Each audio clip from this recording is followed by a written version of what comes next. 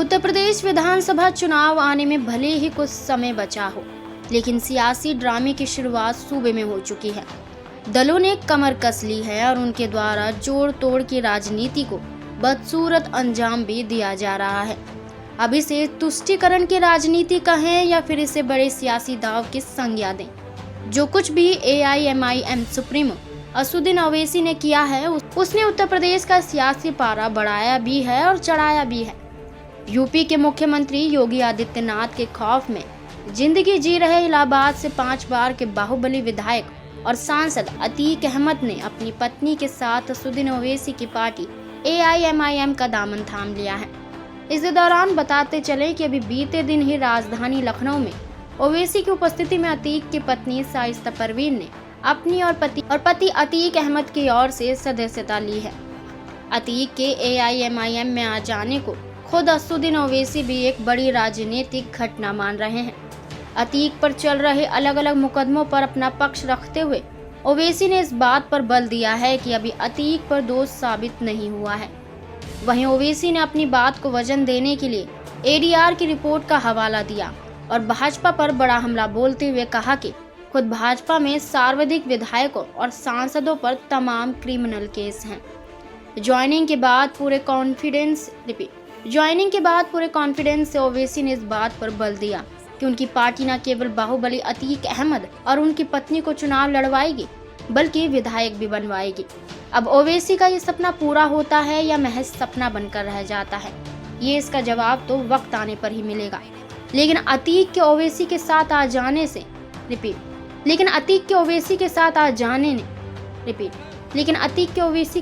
जाने से उत्तर प्रदेश के सियासी गलियारों में हड़कंप जरूर मचा दिया है।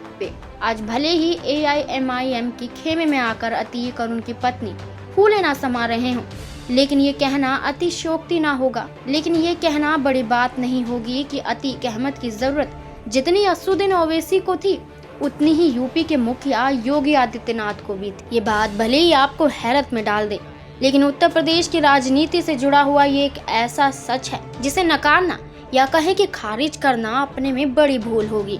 चलिए आज हम आपको इसी सिलसिले में कुछ बताते हैं। जब यूपी के CM योगी आदित्यनाथ अतीक को साबरमती जेल से यूपी जेल में शिफ्ट कराने के लिए अपनी तरफ से हर तैयारी लगभग पूरी कर चुके थे, जैसे माफियाओं और अराजक तत्वों पर योगी आदित्यनाथ के तेवर हैं।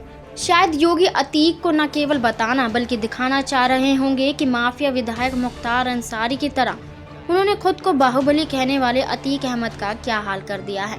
गौरतलब है कि जिस तरह योगी आदित्यनाथ ने मुख्तार और अतीक जैसों पर नकेल कसी है, यूपी में ये बात फैल चुकी है कि योगी अपने आगे किसी की भी नहीं चलने देंगे, चाहे वो इलाहाबाद हो या फिर राजधानी लखनऊ के अलग अलग ठिकाने। जिस तरह योगी ने अतीक पर शिकंजा कसा है, साफ है कि एक बाहुबली के रूप में अतीक की व्यवस्था चरमरा गई है। आए रोज ही खबरें आती हैं कि योगी ने फला जगह अतीक की प्रॉपर्टी पर हमला किया और इस बात की तस्दीक कर देता है कि एक मुख्यमंत्री के रूप में योगी आदित्यनाथ गुंडों और माफियों को लेकर अपनी कही बात पर अटल है। बात साबरमती जेल से अतीक को लाने की हुई तो यहाँ अपने आप में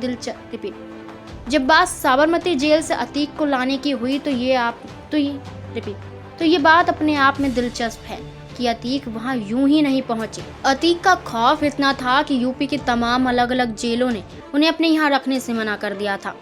क्योंकि यूपी में कोई जेल अतीक को रखने को तैयार नहीं थी, इसलिए मामले पर देश की सर्वोच्च अदालत को अपना दखल देना पड़ा और 3 जून 2019 को सुप्रीम कोर्ट के आदेश पर अतीक अहमद को गुजरात के जेल भेज दिया गया। बहरहाल साबरमती जेल में बंद गैंगस्टर अतीक अहमद को ओवैसी ने पार्टी का सदस्य बना लिया है, उनकी पत्नी को भी। लेकिन अतीक की नज़र तो योगी आदित्यनाथ की भी थी। खैर अभी मुद्दा ठंडा नहीं पड़ा है। अतीक के मद्देनजर योगी सीरियस तो पहले से ही है। बाकी एक सीएम के रूप में जैसे तेवर योगी आदित्यनाथ के हैं, हमारा भी यही मानना है कि वो अपने कहे को अमली जामा पहना कर ही दम लेंगे। Subscribe to our YouTube channel and press the bell icon to get the latest updates.